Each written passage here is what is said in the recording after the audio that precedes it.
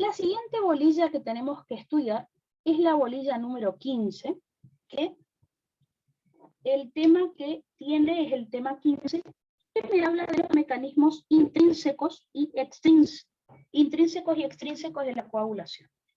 Él les está pidiendo que expliquen la hemostasia secundaria.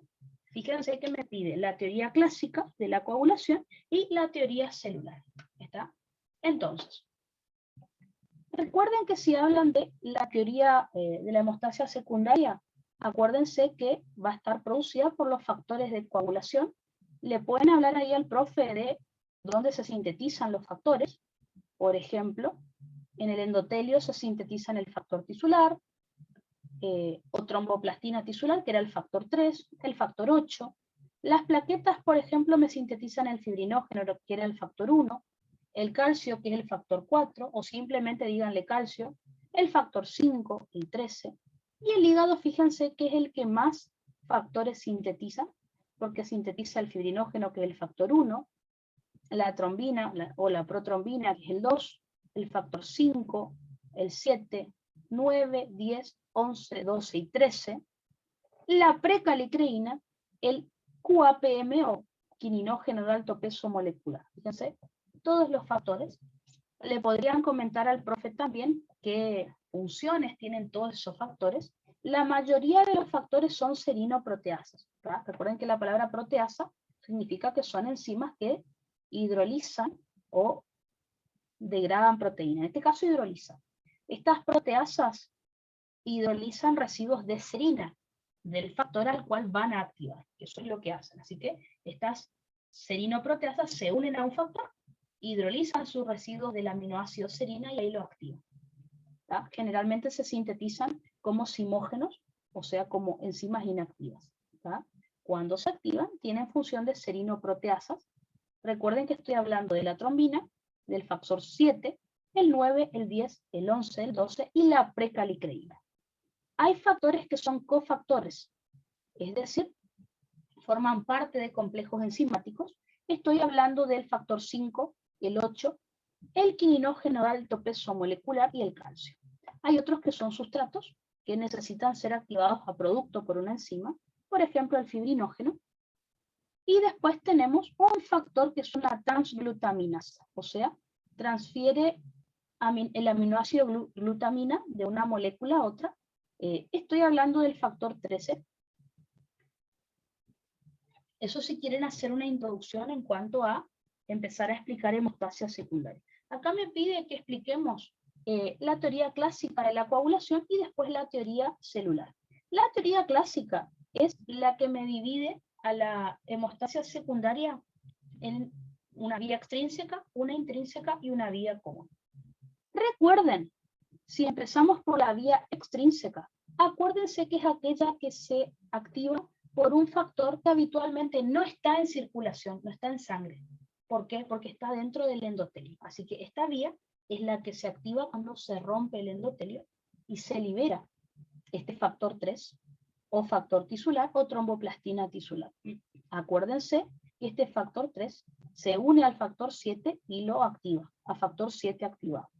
Y ahora el factor 7 activado tiene la capacidad de formar un complejo enzimático llamado tenaza extrínseca. El complejo, recuerden que va a estar formado por el factor 7 activado, el calcio y los fosfolípidos plaquetarios. Esta tenaza extrínseca, recuerden que me va a activar el factor 10 para iniciar la vía común.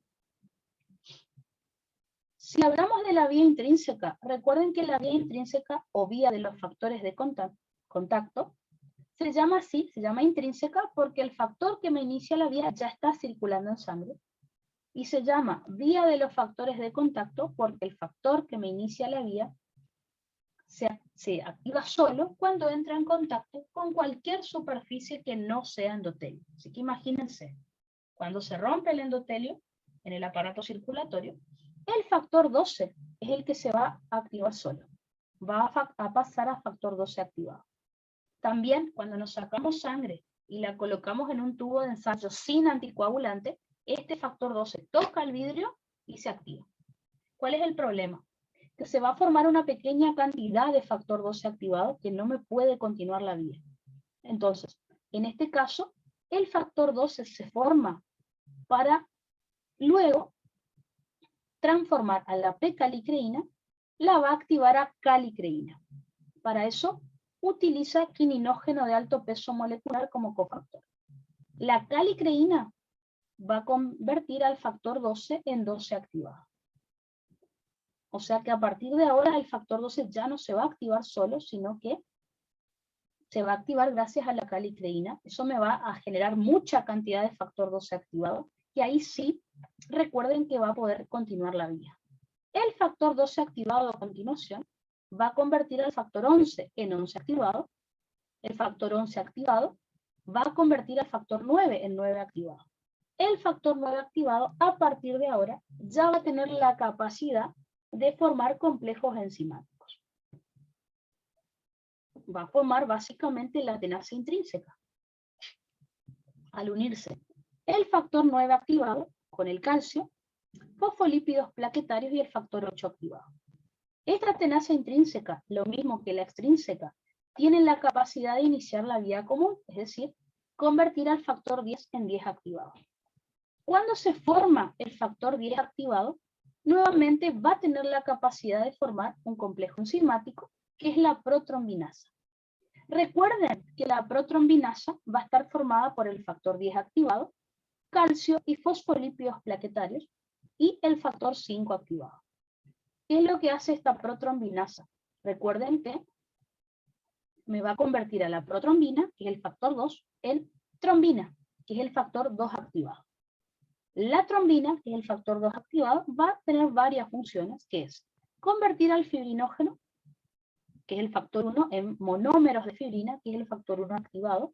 Luego, convertir al factor 13 en 13 activado. Y luego, junto con el factor 13 activado, la trombina va a convertir los monómeros de fibrina en polímero de fibrina. Es decir, va a estabilizar a la fibrina para que forme una malla o red. Recuerden que esta malla o red me atrapa Recuerden entonces que esta malla o red me va a atrapar. Espérenme 2 segunditos.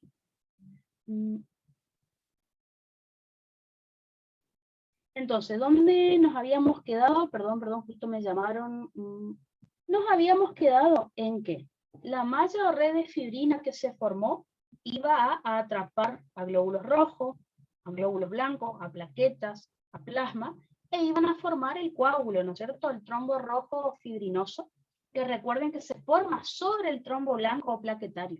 Por algo, fíjense, por algo acá dice fosfolípidos plaquetarios, ¿tá? Son los lípidos que forman la membrana lipoproteica de la plaqueta, ¿tá? Recuerden, por las dudas, acá les escribí todo lo que les conté, acuérdense que les escribí por si lo quieren repasar. Acuérdense que cuando se forma la malla o red de fibrina, ese coágulo va a permanecer por 20 a 30 minutos sin ningún movimiento, y después, por la capacidad contráctil que tiene la membrana lipoproteica de la plaqueta, perdón, el citoesqueleto de la plaqueta y la fibrina, se va a retraer el coágulo, y recuerden que ahí me va a liberar el suero. ¿Está? Este suero, acuérdense que tiene factores de crecimiento, como el TGF-beta, que era el factor de crecimiento transformante beta, el factor de crecimiento derivado de plaquetas, y el péptido activador del tejido conectivo tipo 3. ¿Ah? Estos factores, recuerden que van a reparar, van a cicatrizar el tejido dañado. Y una vez que se cicatriza el tejido, recuerden que ahí recién recurrimos a la fibrinolisis, pero eso ya no es la hemostasia secundaria, esta es fibrinolisis. Pero bueno, ¿está? Así que eso es entonces lo que hay que describir en cuanto a hemostasia secundaria. Esa es la teoría clásica. Una vez que le explican eso al profe, le dicen que la teoría celular es la teoría más moderna, que es más o menos lo mismo, pero tiene otros nombres, digamos. La teoría celular de la coagulación se divide en 2 fases, que son la fase celular y la plasmática. Dentro de la fase celular está la fase vascular, que era el bronco. Puse broncoconstricción acá, ¿se acuerdan? Cualquier cosa. Es vasoconstricción, ¿no es cierto? El vasoespasmo, no sé qué estaba pensando. Ya les dije la otra vez que lo corrijan. El vasoespasmo, ¿no es cierto? Y después la fase plaquetaria, que era la adhesión, activación y agregación plaquetaria. O sea, lo que antes le llamábamos hemostasia primaria, ahora es fase celular, que se divide en fase vascular y fase plaquetaria. Y la fase plasmática, que es la hemostasia secundaria y la fibrinolisis, ahora se llama fase plasmática. Fíjense, tenemos la fase de iniciación, que es lo mismo que la vía extrínseca, la fase de contacto, que justamente era la vía intrínseca o vía de los factores de contacto, así que es lo mismo, la fase de amplificación, que es cuando a partir del factor 10 se forma la protrombinasa y luego se forma la trombina, y la fase de propagación, cuando la trombina termina produciendo la formación de la fibrina y el coágulo. ¿Tá? Y por último, la fibrinolisis, que es cuando se disuelve el coágulo. Entonces, según la teoría clásica, dividíamos a la hemostasia en hemostasia primaria, secundaria y fibrinolisis. Según la teoría celular, la dividimos en fase celular y fase plasmática. Dentro de la fase celular era la hemostasia primaria. Dentro de la fase secundaria es lo que antes veíamos como cascada de coagulación. Perdón, dentro de la fase plasmática es lo que antes veíamos como hemostasia secundaria y fibrinolisis. ¿No? Pero es lo mismo. Lo ideal sería que primero le expliquen al profe la teoría clásica y después le digan cómo se llamaría ahora. ¿No? Y es lo mismo. ¿Está? Perfecto. Otro de los ítems que pide acá es hablar de anticoagulantes. ¿Está? Así que, anticoagulantes, recuerden que teníamos anticoagulantes naturales y teníamos algunos sintéticos, es decir, fármacos. Por ejemplo, uno de los anticoagulantes naturales que tenemos, a ver si está grabando. Uno de los anticoagulantes naturales entonces que tenemos es el TFPI o IBFT. En inglés, la primera sigla, o en español la segunda. Recuerden que es el inhibidor de la vía del factor tisular, que es sintetizado por el endotelio. Y lo que hace es inhibir al complejo formado por los factores 3 y 7, o sea, me inhibe la vía extrínseca. Otro anticoagulante natural que tiene el cuerpo, recuerden que es la trombina, que es el factor 2 que se sintetiza en el hígado. Recuerden que la trombina en la hemostasia secundaria me estimula, ¿no es cierto?, la formación de coágulos. Pero en como anticoagulante, recuerden que forma parte de la vía de la proteína C. Acuérdense que en la vía de la proteína C, la trombina se va a unir a la trombomodulina, que es una proteína que está adherida al endotelio, que está en contacto con la luz. ¿Está? Entonces, la trombina viene y se une a la trombomodulina y se forma el complejo trombomodulina-trombina. Luego, una tercera proteína que también es sintetizada por el hígado y que circula en sangre, se une a la trombomodulina y a la trombina, que es la proteína C. Recuerden que la proteína C al unirse se activa y pasa a ser proteína C activada. Y por último viene una cuarta proteína, que es la proteína S, que se une a la proteína C activada y que es cofactor de la proteína C activada. Así que todo este complejo, la función que va a tener es anticoagulante, porque fíjense que inhibe al factor 5, que corresponde a la vía común, inhibe al factor 8, que corresponde a la vía intrínseca, e inhibe al complejo formado por los factores 3 y 7, es decir, a la vía extrínseca. ¿No? Otro anticoagulante que yo les había enseñado es la heparina, que puede ser natural, si es sintetizada por los mastocitos del hígado, o sintética, si se inyecta por vía intravenosa, y puede producir anticoagulación en una persona como en un tubo de ensayo. Recuerden que vamos a tener dos tipos de heparina, que son la heparina no fraccionada o de alto peso molecular, que esta puede ser natural o puede ser sintética, y la función que tiene es ser cofactor de la antitrombina 3. O sea, lo que hace es que la antitrombina 3 sea 1000 veces más potente. Al ser muy potente la antitrombina 3, recuerden que me va a inhibir al factor 10 y al 2, es decir, me va a inhibir la vía común, y me va a inhibir al factor 12, 11 y 10, perdón, acá es 9, no 10, porque el 10 ya lo nombré, 12, 11 y agregamos un varito acá, que es el 9, que corresponde a la vía intrínseca. Eso entonces hace la heparina. La heparina, entonces, de alto peso molecular, que es la natural, la no fraccionada. En laboratorios se crearon las heparinas fraccionadas o de bajo peso molecular, que pueden recordar drogas como la enoxaparina, la dalteparina, ardeparina, reviparina, o sea, hay varias que tienen un efecto más directo porque inhiben directamente al factor 10, es decir, inhiben la vía común. Por ejemplo, podemos recordar también a los anticoagulantes orales. Los anticoagulantes orales, obviamente se llaman así porque se consumen por vía oral, no por vía intravenosa, y solo producen anticoagulación en un paciente. No lo pueden producir en un tubo de ensayo, por ejemplo. Las drogas que podemos recordar acá, por ejemplo, son la warfarina, el acenocumarol y el bicumarol. El profe, recuerden que a estas drogas, a estos anticoagulantes orales, les suele llamar bicumarínicos también. Acuérdense que son indirectos, tienen un efecto indirecto. ¿Por qué? Porque inhiben a la vitamina K en el hígado. Recuerden que la vitamina K lo que hacía en el hígado es ser cofactor de una enzima, que era la gamma-glutamil carboxilasa, que lo que hacía era una gamma-carboxilación post-transcripcional de los factores que ven ahí. ¿Qué quería decir esto? Que no es que sintetiza los factores, recuerden eso, los factores se sintetizan igual. ¿Qué es lo que hace esta proteína, esta enzima? Lo que hace es, al agregarle grupos carboxilo a los restos de glutamato de estos factores, permite que los factores, cuando sean liberados a sangre, puedan formar complejos enzimáticos. No me digan que la enzima lo que hace es sintetizar los factores. No, los factores se sintetizan igual. Ahora, si no hay vitamina K, no va a funcionar esa enzima. Si no funciona esa enzima, los factores van a ser sintetizados igual, pero al liberarse a sangre no pueden formar complejos. Piensen en esto. El factor 10 tiene que formar la protrombinasa.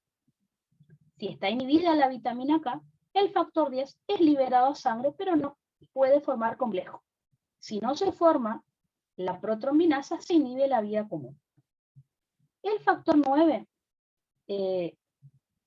lo mismo. Si no se gamma carboxilo, esto significa que no va a poder formar la tenasa intrínseca, y el factor 7 tampoco va a formar la tenasa extrínseca, ¿no? Y después también el factor 2, que es la trombina, tampoco va a poder formar, activar el fibrinógeno afilina. Entonces, estos 4 factores de la hemostasia secundaria se van a inhibir, porque son factores vitamina K dependientes. Acuérdense que aparte de estos factores tenemos la proteína C y la S, que son anticoagulantes, vitamina K dependientes. Pero bueno. Y por último, vamos a tener a los anticoagulantes directos, los DACO. ¿Por qué se los llamó así? Porque los anticoagulantes orales, o sea, los dicumarínicos, tienen un efecto indirecto, no afectan específicamente a los factores de coagulación, sino a la vitamina K, que al verse afectada la vitamina K, me afecta a los factores. Los anticoagulantes orales directos, o los DACO, afectan directamente a algún factor.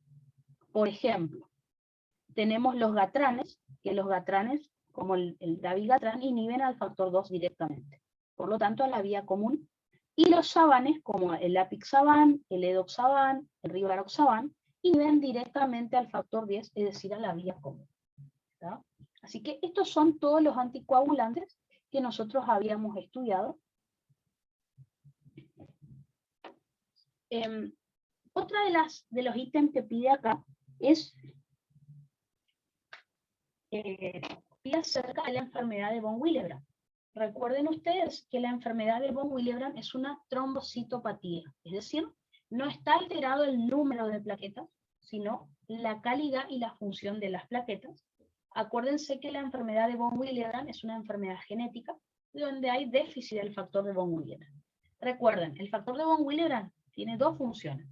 Dijimos que producía la adhesión indirecta plaquetaria, que es hemostasia primaria. Pero también me transporta factor 8 en sangre. Recuerden que el factor 8 participa en la hemostasia secundaria. Entonces, si hay un déficit de factor de von Willebrand, el problema es que no va a haber una buena adhesión indirecta, es decir, no se va a formar un buen trombo blanco o plaquetario, o sea, se afecta la hemostasia primaria, pero también hay déficit de factor 8 en sangre. No porque no se haya sintetizado. Recuerden, no es una hemofilia esto. Hemofilia es directamente no se sintetiza factor 8. Acá el factor 8 se sintetiza, pero no es transportado en sangre porque no hay factor de von Willebrand. Así que también se afecta la hemostasia secundaria. ¿Cómo nos damos cuenta? Esto el profe lo pregunta todos los años en el caso clínico en el escrito. ¿Cómo me doy cuenta que el paciente tiene enfermedad de von Willebrand? Porque en el coagulograma de rutina se afectan pruebas de hemostasia primaria y de hemostasia secundaria, específicamente vía intrínseca, porque el factor 8 es vía intrínseca. Entonces, ¿cuál es la prueba que el profe siempre pregunta que se va a ver afectada y me dice que el problema es en hemostasia primaria? El tiempo de sangría. El tiempo de sangría va a estar alargado. Y después el KPTT, o sea, el tiempo de tromboplastina parcial activada, si está alargado, me indica que el problema está en la hemostasia secundaria, específicamente la vía intrínseca. Así que, la única enfermedad que me afecta una prueba de hemostasia primaria y una de hemostasia secundaria es von Willebrand, no hay otra. Así que por eso es fácil en el examen escrito, si saben que evaluaba cada prueba. Así que sí o sí tienen que estudiar todo el coagulograma de rutina que yo les enseñé. ¿Qué me evaluaba cada prueba y valor normal? Que es lo más importante. Para el oral, ¿cómo se hace la prueba también? Por ejemplo, el tiempo de sangría. Recuerden que el tiempo de sangría lo que hacíamos era, podíamos hacerlo acá en el antebrazo, realizarle los cortes al paciente o acá en la oreja. ¿No? El método de Livy o el de Duke, cualquiera de los dos.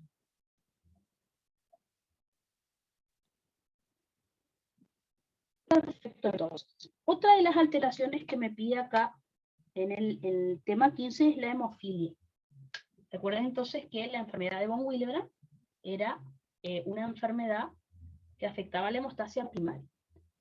En cambio la hemofilia, recuerden que tenemos 3 tipos de hemofilia, A, B o C, son las que afectan a la hemostasia secundaria y las clasificamos dentro de diátesis hemorrágica, que es la predisposición del organismo de producir hemorragia justamente. Entonces, en el caso de la hemofilia A clásica, recuerden que es una enfermedad ligada al cromosoma X, o sea, que es transmitida por la mamá, pero solo la padece el hijo varón. ¿Está? En cambio, la hemofilia B y la hemofilia C no son enfermedades ligadas al X. ¿No? La hemofilia A clásica entonces se va a presentar en varones desde los primeros años de vida. En cambio, la hemofilia B o la C se presenta en hombres o mujeres y puede aparecer a cualquier edad. En la hemofilia A clásica hay un déficit de factor 8, en la hemofilia B déficit de factor 9, en la hemofilia C déficit de factor 11. Todos de la vía intrínseca. En todas, el laboratorio se va a ver afectado de la siguiente manera. Va a estar afectado el KPTT, que me dice que la vía intrínseca es la que está afectada. Y después, el tiempo de sangría va a estar normal, porque no se afecta la hemostasia primaria. El TP, que es el tiempo de Quick o tiempo de protrombina, también va a estar normal, porque no se afecta la vía extrínseca. Solo vía intrínseca se afecta. Por eso sospecho que es una hemofilia. ¿Cómo sospecho que puede ser una hemofilia A clásica? Porque el paciente tiene hemorragias graves, que también puede tener en la hemofilia B. ¿tá? En la hemofilia C prácticamente me da hemorragias leves, como petequias y hematomas, pero nada más. ¿tá? Obviamente, fuera del coagulograma de rutina, yo le puedo pedir al paciente dosaje del factor correspondiente para confirmar la patología. ¿tá? El dosaje en sangre o de factor 8, o de factor 9 o de factor 11, y ahí confirmo qué tipo de hemofilia tiene este paciente. ¿tá? Que era lo que les dije recién. Perfecto, entonces. Y por último, en este ítem se preguntan las funciones del bazo. Recuerden que el bazo tiene varias funciones. En el adulto, recuerden que una de las funciones es la hemocateresis. Esto no lo hemos dado porque no hemos hablado mucho de bazo, excepto para hablar de metabolismo del hemo, pero no hablamos del bazo en sí. Recuerden que el bazo, entonces, en la hemostasia produce hemocateresis, o sea, así como destruye glóbulos rojos una vez que cumplieron su vida media de 120 días, también degrada plaquetas cuando ya cumplieron su vida media de 7 a 10 días. ¿Ah? El bazo, recuerden que funciona como un filtro que detecta las plaquetas que ya están viejas o dañadas por el tiempo y las remueve para que otras plaquetas más puedan sustituirlas. Si las plaquetas se renuevan con una velocidad normal, digamos, si no hay coagulación y eso, acuérdense que la médula ósea repone plaquetas por su vía lenta, ¿está? Es decir, estimuladas por la trombopoyetina, por ejemplo. Las plaquetas, recuerden que son fagocitadas por los macrófagos del bazo y también por las células de von Kupffer del hígado. Esto ocurre durante la niñez en el adulto. Ahora, en la etapa fetal, recuerden que el bazo tiene función hemopoyética. ¿Tá? Estamos hablando de la fase hepatoesplénica de la hematopoiesis. En situaciones de gran necesidad hematopoyética, por ejemplo, en anemias hemolíticas o síndromes mieloproliferativos, o sea, una leucemia, un mieloma, se puede llegar a producir en el adulto, se puede llegar a activar nuevamente la función hematopoyética del bazo. ¿No? Entonces, ¿puede llegar a haber hematopoiesis en un adulto? En el bazo sí, pero bueno, en situaciones muy especiales y patológicas. ¿Ah? Ahí hablaríamos de hematopoiesis extramedular en un adulto. Otra de las funciones del bazo es el almacenamiento de sangre. Puede llegar a acumular hasta 250 mililitros de sangre y si llega a haber una situación de hipovolemia, como el bazo tiene músculo, se va a contraer y va a expulsar esa sangre hacia la circulación. Esto pasa cuando hay una hipovolemia muy marcada, lo cual, si me desciende la presión arterial, recuerden que ahí se va a activar el simpático por los vasoreceptores y el simpático provoca la contracción del bazo. Perfecto. Eso entonces era en cuanto al tema 15. Otro de los temas que tenemos acá es el tema 31, que me habla del equilibrio ácido-base. Básicamente todo lo normal, ¿no es cierto? Fíjense que me habla de los sistemas buffer, de qué es el pH, están las ecuaciones para calcular, o sea, todo lo normal, porque en la bolilla siguiente, que es la bolilla 16, me habla de acidosis y alcalosis, ahí recién lo vi. Entonces, recuerden que el pH normal de la sangre es entre 7,35 a 7,45. ¿Qué es el pH? Acuérdense que el pH es el potencial hidrogenial. Es decir, si lo tienen que definir, es la inversa del logaritmo de la concentración de protones. ¿Ah? ¿De dónde saqué esta definición? Acuérdense que es por la ecuación de Sorensen, que me dice que el pH es el menos logaritmo de la concentración de protones. ¿Por qué? Porque en vez de dosar protones en sangre, tenemos que calcular el pH, o dosar el pH, digamos, en la sangre. Porque la concentración de protones, recuerden que es muy baja en sangre, ¿ah? Es de 40 por 10 a la menos 9 molar, o 40 nanomoles por litro, como el profe preguntó en el examen. ¿Está? Si nosotros calculamos la inversa del logaritmo de estos protones, es por eso que decimos que si aumenta el protón, disminuye el pH, o viceversa. ¿Está? Si no usamos la ecuación de Sorensen para calcular el pH, podemos usar la ecuación de Henderson y Hasselbalch, que también pide acá.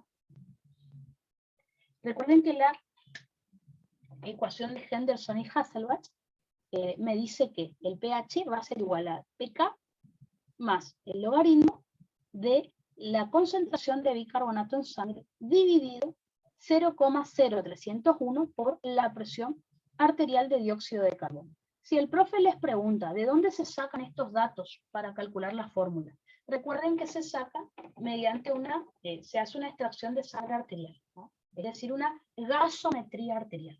Se saca sangre arterial, recuerden que la tiene que sacar un médico, porque las arterias están bien profundas, ¿no?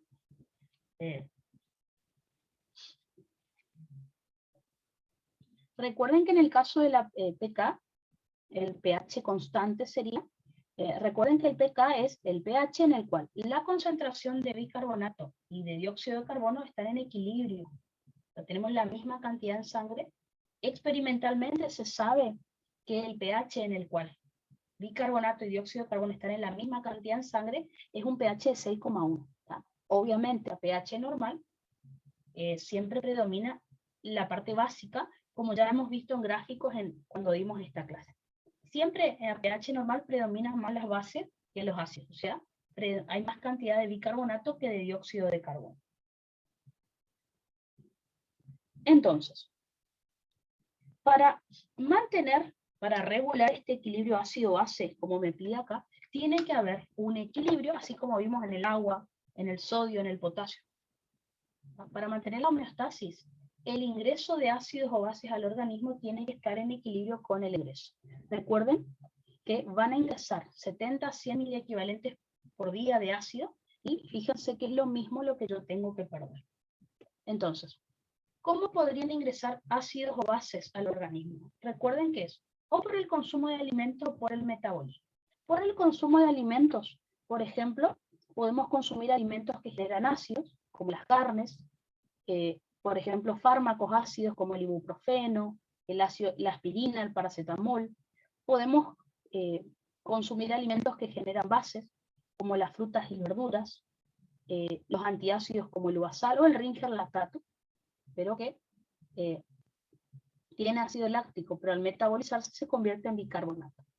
O directamente, recuerden, con el metabolismo, es decir, la producción, el metabolismo solo produce ácidos, como por ejemplo cuerpos cetónicos, ácido láctico, ácido pirúvico, ácido sulfúrico, ácido fosfórico.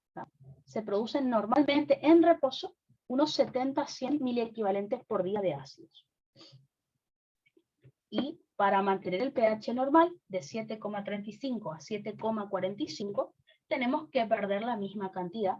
Recuerden que los mecanismos por los cuales íbamos a eliminar ácidos del organismo, en primer lugar teníamos los buffers, que son los que se activaban en segundos, solo actúan a pH normal, y recuerden que no se pierden protones del organismo, sino que se neutralizan, como yo les decía, como que se disfrazan, se convierten en otra sustancia.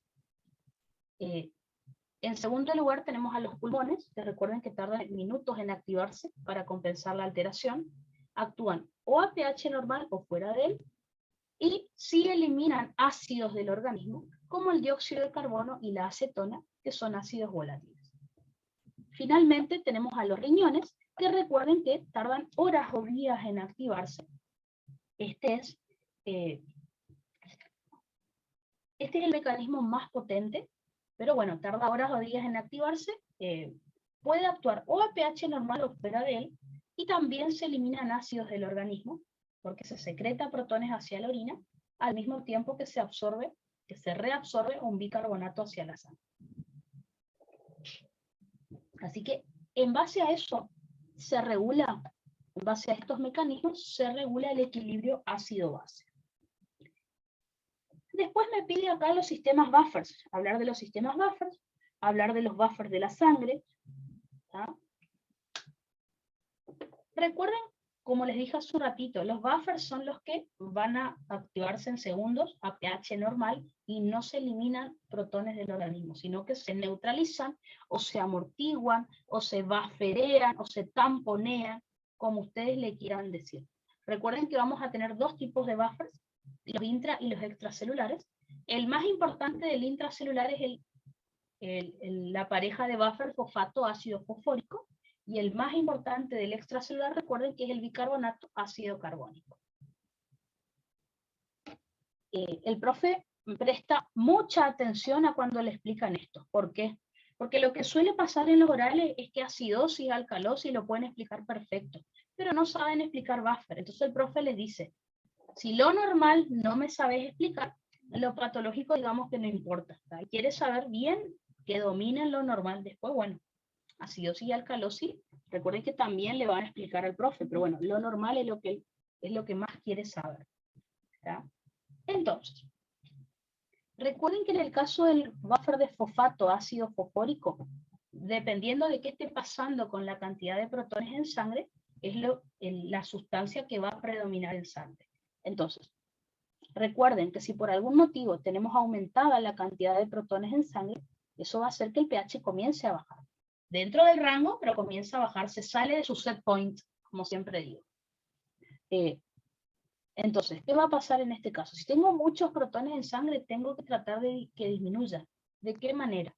Esos protones van a ser amortiguados, o sea, se van a unir al fosfato, el cual al unirse al protón se convierte en ácido fosfórico, por lo cual, fíjense, deja de haber tantos protones en sangre, porque ahora forman parte de otra sustancia, como que siguen habiendo esos protones, pero no en forma de protón, sino en forma de ácido fosfórico, y por lo tanto aumenta el pH que estaba abajo. Entonces, siempre que tengamos un descenso del pH dentro del rango normal, comienza a disminuir la cantidad de fosfato y aumentar la de ácido fosfórico. Como puse acá, aumenta ácido fosfórico y disminuye el fosfato.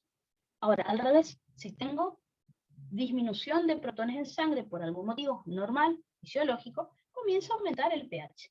Para evitar que se convierta en una alcalosis, los buffers lo que tienen que hacer es tratar de generar más protones hacia la sangre.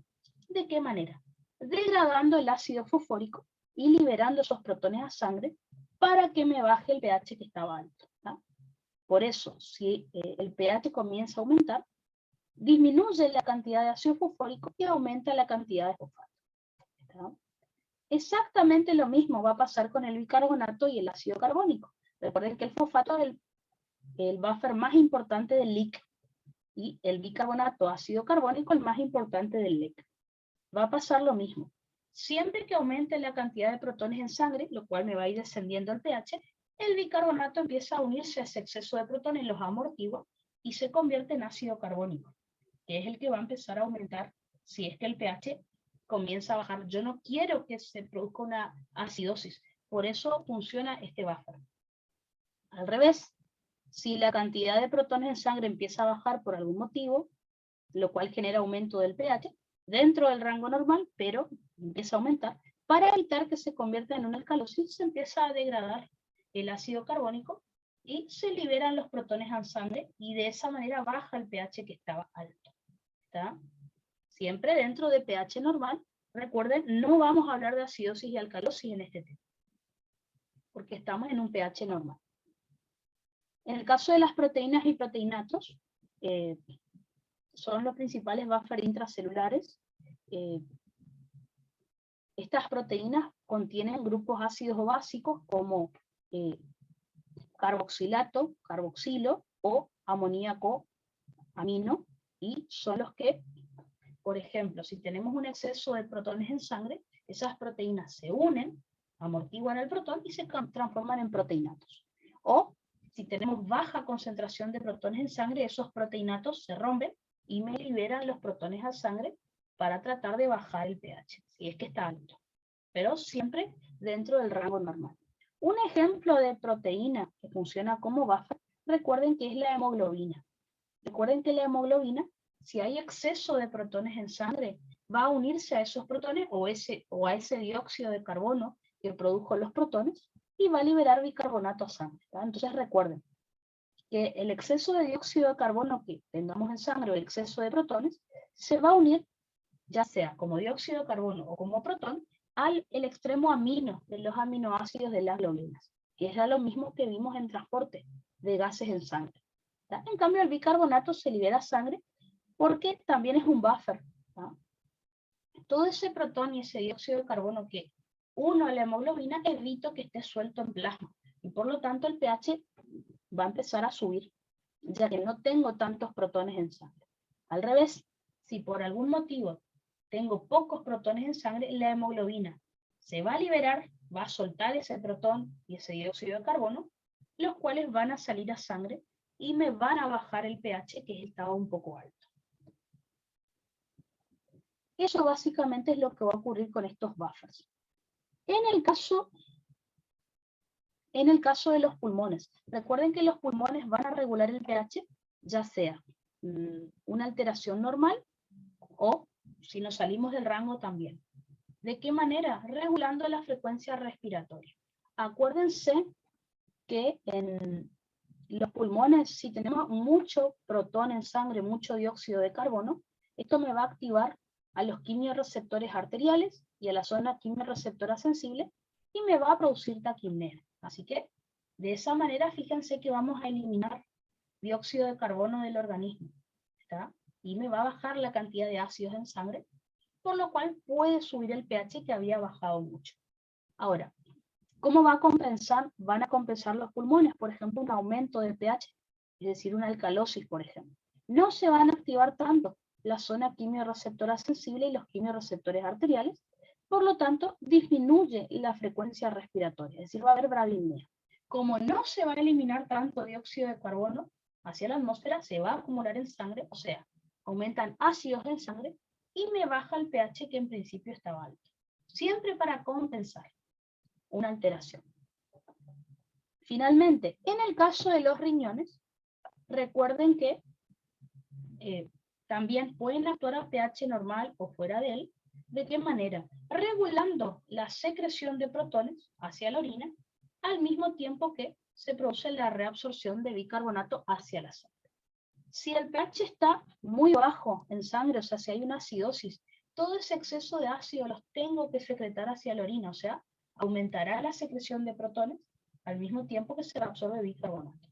O sea, pierdo ácidos de la sangre y gano bases. Por eso empieza a subir el pH para tratar de compensar la alteración. En el caso de que sea al revés, es decir, que el paciente tenga una alcalosis, es decir, un aumento del pH, tenemos que tratar de tenemos que tratar de retener ácidos en la sangre y que no haya tantas bases. Entonces, ¿qué hago? Disminuye la secreción de protones hacia la orina y al mismo tiempo disminuye la reabsorción de bicarbonato hacia la sangre. Por eso baja el pH para tratar de compensar la alteración. Ahora, todos los protones que nosotros secretemos, recuerden que no los podemos secretar a la orina así como están, porque si no el pH de la orina sería muy parecido al del estómago y eso me dañaría el aparato urinario.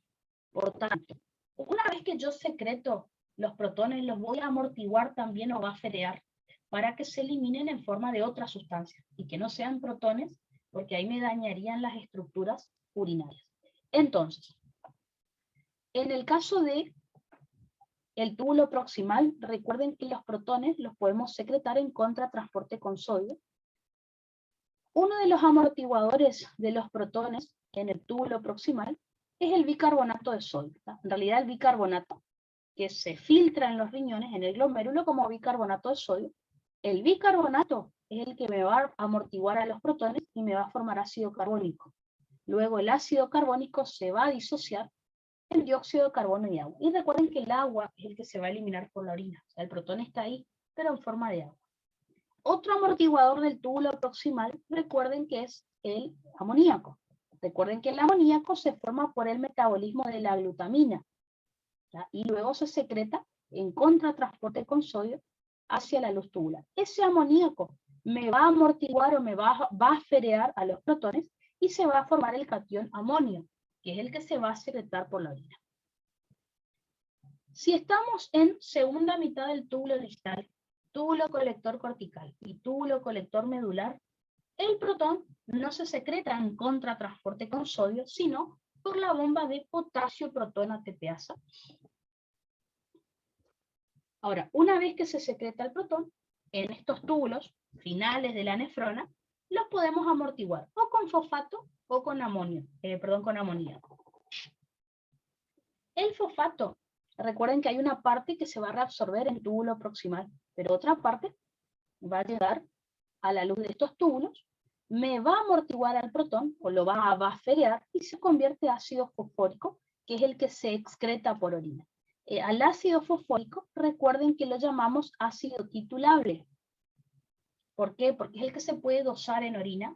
Recuerden, cuanto más alto el ácido fosfórico en orina, significa que se secretó más protones. Eso pasa en una acidosis. En una alcalosis, en cambio, disminuye el ácido fosfórico en orina, porque no se secretó tantos protones. Así que nos puede ayudar eso, si tenemos una patología, ver cómo está la acidez titulable, es decir, el ácido fosfórico en orina. Por último, Recuerden que en la luz tubular el protón también se puede amortiguar por amoníaco, pero esta vez el amoníaco no viene de las propias células tubulares, sino que viene desde la sangre. Me amortigua el protón, al unirse se forma el catión amonio, y también este se excreta por orina. ¿Tá? Fíjense que esos son todos los mecanismos de buffers que lo normal, básicamente, que tienen que describir en este tema 31. Otra de las cosas que me pide son valores normales de gases en sangre y su determinación en sangre arterial.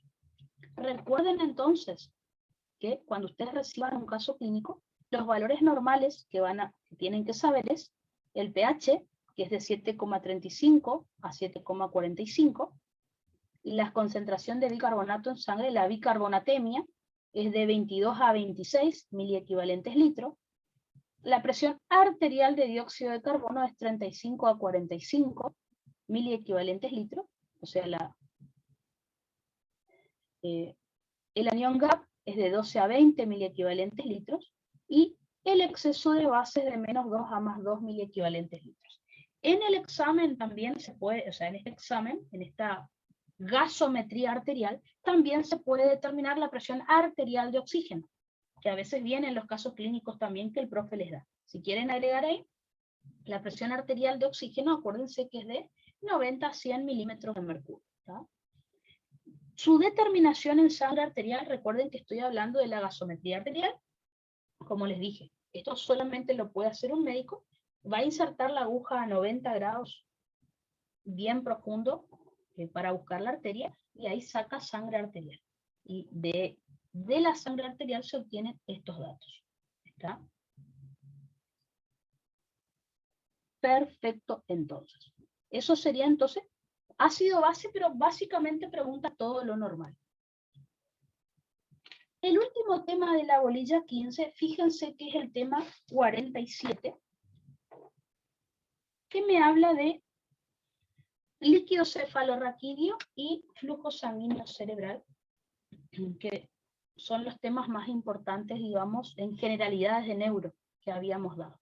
Recuerden que en cuanto al flujo sanguíneo cerebral, lo normal era entre 750 a 900 mililitros por minuto, es decir, el 15% del gasto cardíaco. Recuerden que de ese valor, si llega a aumentar por la regulación que vamos a repasar enseguida, puede aumentar hasta el doble nada más, o sea, máximo 2 litros por minuto, o sea, 2000 mililitros por minuto. Más que eso no. Acuérdense que de este flujo sanguíneo, la sustancia gris es la que más sangre tiene que recibir, porque ahí está la parte metabólica de las neuronas, que son los somas neuronales. Todo lo que sea axón, es decir, fibras nerviosas, están en la sustancia blanca, así que fíjense, la sustancia blanca no recibe tanta irrigación. En cuanto a la irrigación que va a recibir todo el encéfalo, los vasos sanguíneos van a estar ubicados en el espacio subaracnoideo, que está entre las dos meninges, que son la pía madre y la aracnoides. Y después va a ingresar al encéfalo acompañado por un poco de pía madre, pero siempre entre el vaso sanguíneo y la pía madre hay un espacio perivascular. En cuanto a la regulación de este flujo sanguíneo cerebral, recuerden que el principal estímulo va a ser aumento de dióxido de carbono y protón. En segundo lugar, disminución de oxígeno. Y después los cambios de presión arterial que me permiten la autorregulación renal. Para repasar, recuerden, aumento de dióxido de carbono y protón, disminución de oxígeno y disminución de la presión arterial son los que me van a producir vasodilatación arterial. Recuerden, según la ley de Poiseuille, si aumenta el radio, o sea, si hago vasodilatación, disminuye las resistencias, en este caso vasculares cerebrales. Y según la ley de Darcy, si disminuye resistencia, aumenta flujo sanguíneo cerebral. Ahora, ¿qué pasa si aumenta la presión arterial? Si aumenta la presión arterial, inmediatamente la autorregulación hace que se produzca vasoconstricción arterial, es decir, disminución del radio de las arterias cerebrales, lo cual, según la ley de Poiseuille, me aumenta las resistencias vasculares cerebrales y por lo tanto me disminuye el flujo sanguíneo cerebral. Todo esto para mantener una perfusión cerebral normal a lo largo del día. ¿Está? Básicamente eso es lo que le tienen que explicar al profe. Obviamente lo explicamos punto por punto. O sea, cuando la presión arterial de dióxido de carbono es mayor a lo normal, es decir, cuando el paciente tiene hipercapnia, como les dije recién, se produce la vasodilatación cerebral. El flujo sanguíneo cerebral va a aumentar hasta el doble nada más. Recuerden, si ustedes al profe le dicen, según la ley de Poiseuille, según la ley de Darcy, están relacionando con cardio y al profe les va a gustar más. ¿Está? Siempre que relacionen temas diferentes, a él le gusta más. Así que hablen de la ley de Darcy y ley de Poiseuille y va a ser más interesante para él. Por otro lado, la hipoxemia, recuerden que también va a generar vasodilatación cerebral y aumento del flujo sanguíneo. ¿Por qué necesito aumentar el flujo sanguíneo ante una hipoxemia? Porque recuerden, si el paciente llega a tener hipoxemia, o sea, disminución de la perfusión cerebral, durante unos 3 segundos más o menos el paciente se va a desmayar. Si durante 1 o 2 minutos va a empezar a haber disminución del estado de conciencia, pero por encima de 3 o 4 minutos empieza a haber muerte cerebral. ¿Tá? Así que sí o sí tenemos que asegurarnos de que haya una buena llegada de oxígeno al cerebro para mantener esta presión de oxígeno del tejido cerebral, que es entre 35 a 40 milímetros de mercurio. ¿Está? En el caso de los cambios de presión, fíjense, si está baja la presión arterial, se produce vasodilatación cerebral, como les dije, y si está alta la presión arterial, se produce vasoconstricción cerebral. Siempre que la presión arterial media esté dentro del rango de 60 a 140 milímetros de mercurio. Si la presión arterial aumenta hasta 140, disminuye el flujo sanguíneo, perfecto. Pero por encima de 140 ya no va a funcionar esta autorregulación y el flujo sanguíneo pero va a seguir aumentando y va a aumentar mucho y me puede romper vasitos sanguíneos y me va a provocar una hemorragia cerebral, un ACV hemorrágico. Si la presión arterial es baja, hasta 60, si baja la PAM, va a aumentar el flujo sanguíneo, o sea, va a haber autorregulación. O sea, en cambio, si la presión arterial media baja demasiado, por debajo de 60, no va a haber autorregulación, el flujo sanguíneo va a seguir bajo, va a provocar isquemia cerebral, es decir, un ACV isquémico. Un infarto, pero en el cerebro. ¿Tá? Así que siempre dentro del rango va a haber esta autorregulación que hemos estudiado, pero fuera de él no. ¿Tá? O me va a producir un ACV hemorrágico, un derrame cerebral, o me va a producir un infarto cerebral o un ACV isquémico. Que ese sería el peligro. En el caso del líquido cefalorraquídeo, que me está pidiendo acá, recuerden que el líquido cefalorraquídeo va a ser producido por los plexos coroides y va a ser drenado por las vellosidades aracnoides. Al profe le gusta preguntar características y cómo se toma la muestra del líquido cefalorraquídeo. Eso preguntó en varios orales, es decir, él pregunta lo de la función lumbar. La punción lumbar, ¿cómo se hace? Que ya lo hemos charlado también. Recuerden, en cuanto al líquido cefalorraquídeo, su valor normal es de 150 mililitros. El problema, como ya les había dicho, es que se sintetizan 500 mililitros por día, pero solo 150 tiene que haber. Así que, obviamente, tendremos que drenar bastante. Un color transparente, aspecto de cristal de roca, no coagula porque no tiene fibrinógeno, no precipita tampoco, pH un poquito más bajo que el de la sangre, y la PIC, es decir, la presión intracraneal, recuerden que es de 7 a 13 milímetros de mercurio, o lo que es lo mismo, 10 a 18 centímetros de agua. Recuerden que esto se va a medir por punción lumbar. Recuerden que la punción lumbar se tiene que colocar al paciente. Si está acostado en decúbito lateral, se tiene que colocar en posición fetal, o si está sentado al borde de la cama o de la camilla, desplazado hacia adelante para que se abra, para que aumente el espacio entre las vértebras lumbares, que por ahí voy a insertar la aguja. Recuerden que la aguja la va a insertar a la altura de la cuarta, quinta vértebra lumbar a través del conducto raquídeo. ¿Por qué a esa altura? Va a ser la pregunta del profe. Porque ahí ya no hay más médula espinal. ya está solo la cola de caballo, que son los nervios raquídeos. Bien, no hay peligro de dejarlo paralítico al paciente, ¿está? Una vez que inserto la aguja, ahí puedo hacer dos cosas. O tomar una muestra de líquido cefalorraquídeo en 3 tubos, y miro el aspecto físico, y lo llevo al bioquímico para que analice todas las características en cuanto a sus solutos, pero también puedo colocar una aguja para medir la presión intracraneal, ¿no? También. Recuerden que este líquido cefalorraquídeo, el 70% se va a sintetizar en los plexos coroides, básicamente de los ventrículos laterales, tercer y cuarto ventrículo, y el 30% por las células ependimarias y un poquito por el espacio perivascular del encéfalo. Así que lo más importante sería entonces en cuanto a los plexos coroides. Acuérdense que en los ventrículos laterales, en el asta temporal, tenemos plexos coroides y ahí se sintetiza líquido, ¿no es cierto? El líquido. Recuerden que los plexos coroides son capilares sanguíneos rodeados de células epiteliales, ¿ah? Así que básicamente el plasma de la sangre, una cierta parte es transportado hacia los ventrículos laterales y ahí se origina el líquido cefalorraquídeo.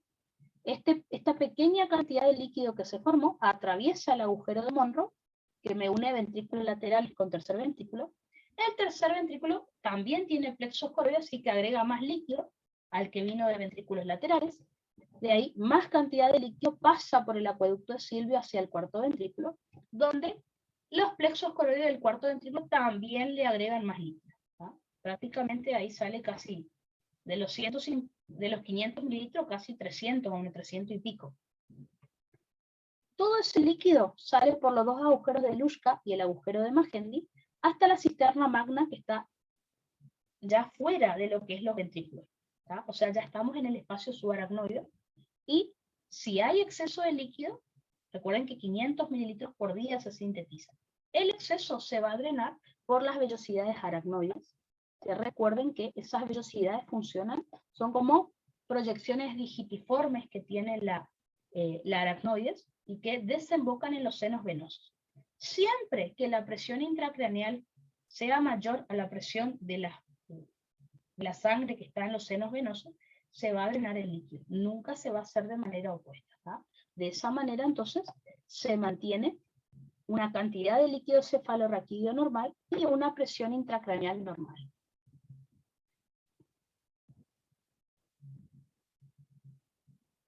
¿Qué pasa si esto no funciona bien, este drenaje o esta producción de líquido? Ahí va a aparecer entonces la hidrocefalia y el edema cerebral, que es otro de los puntos que pide acá que explique. Entonces,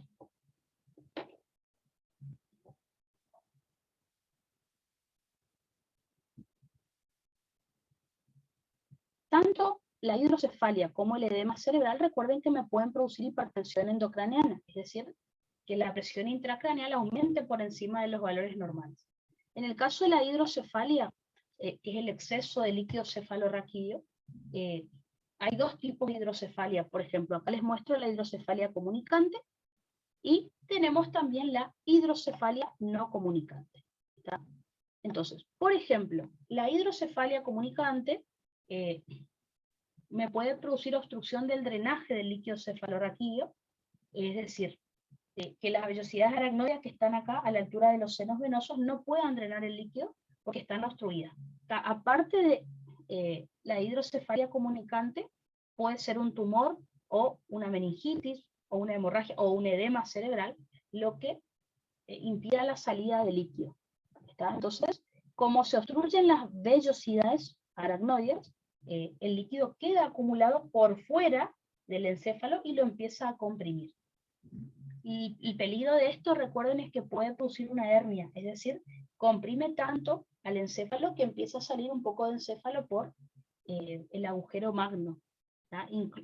Piensen que por el agujero, a la altura del agujero magno tenemos el tronco encefálico, que si se lesiona prácticamente nos morimos, porque ahí están muchos centros importantes, como los centros respiratorios. Ahora, otra de las causas de hipertensión endocraniana, recuerden que es la disminución de la salida del líquido de los ventrículos.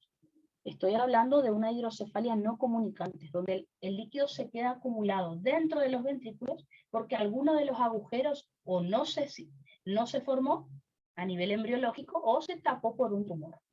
Por ejemplo, en el caso de la hidrocefalia, el problema puede ser la atresia del acueducto de Silvio, o sea que el niño ya nació sin el acueducto de Silvio.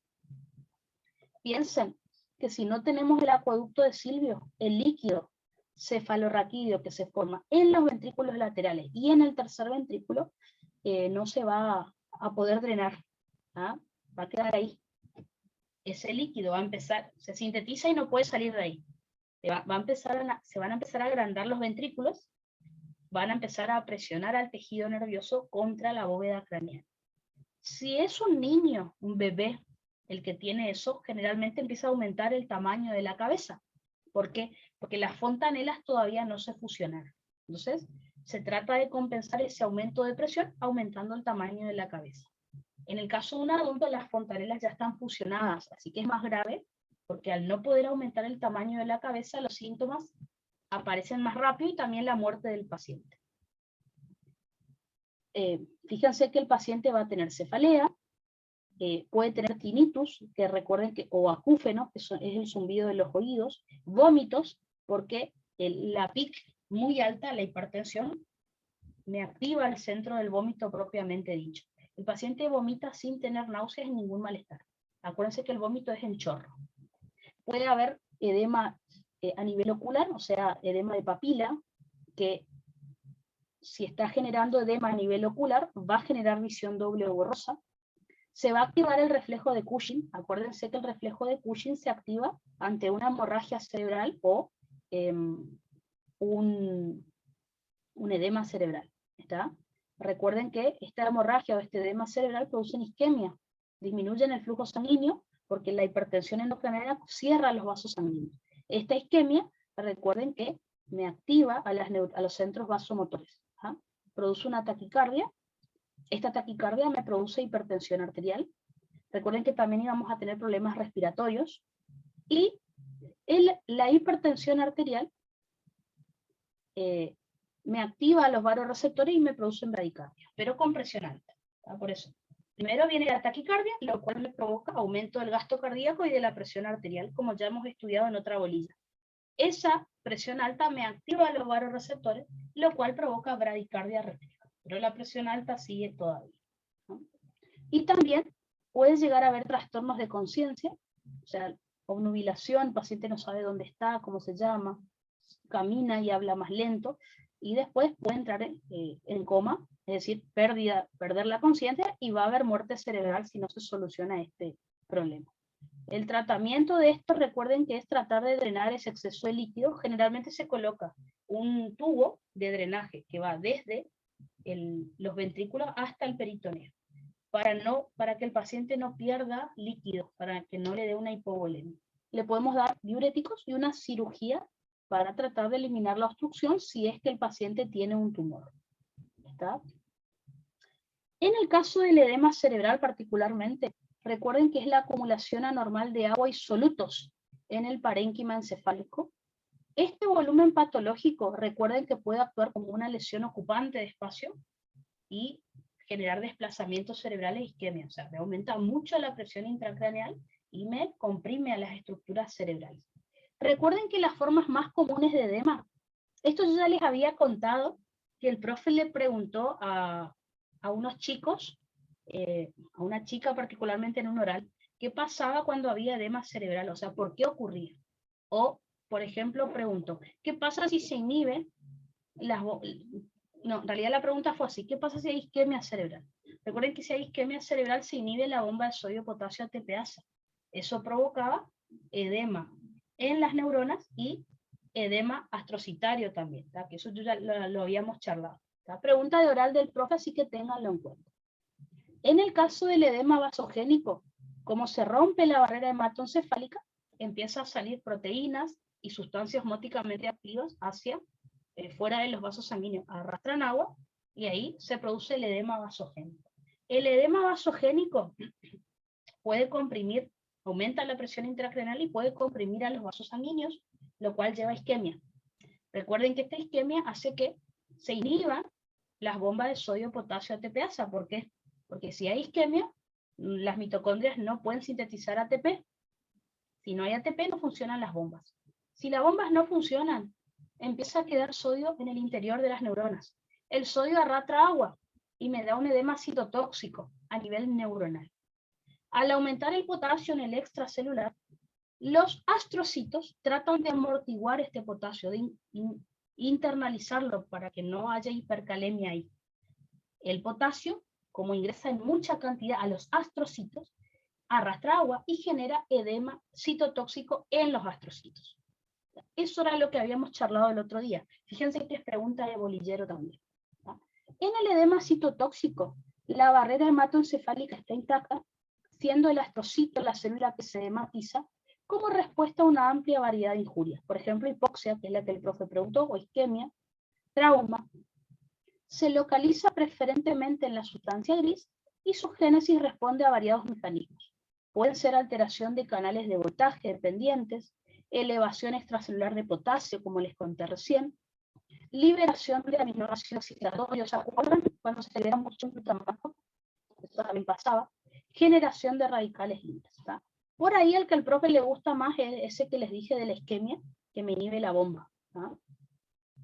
Este tipo de edema compromete el metabolismo celular hasta su muerte, principalmente a través de disrupción, o sea, ruptura de la membrana celular, que lleva a más edema y a muerte. ¿No? Podemos tener el edema hidrocefálico, que es el que charlamos hace un rato, que se produce por obstrucción del drenaje del líquido cefalorraquídeo, por ejemplo, una hidrocefalia no comunicante, o obstrucción de la salida del líquido cefalorraquídeo de los ventrículos cerebrales. Recuerden que ahí teníamos una hidrocefalia no comunicante. También recuerden que el edema cerebral puede ser osmótico, o sea, que es el resultado del influjo de agua hacia el parénquima cerebral en presencia de una sustancia osmóticamente activa, generalmente, ¿tá? Ya sea por disminución de la osmolaridad plasmática, recuerden que esto puede ser, por ejemplo, en una sobrehidratación, o por un incremento de la osmolaridad en los tejidos. ¿tá? Estos gradientes, recuerden que se pueden generar por intoxicación acuosa, como les dije, una sobrehidratación hipotónica, infusión incorrecta de fluidos, o sea, si al paciente le ponemos mucho suero, por ejemplo. Retención de agua debido a un síndrome, a un SIHAP, síndrome de secreción inadecuada antidiurética, que recuerden, también genera sobrehidratación hipotónica.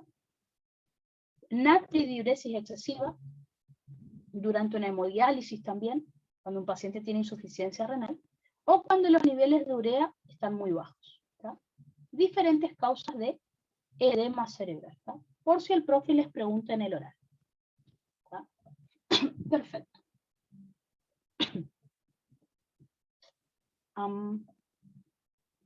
Buenísimo.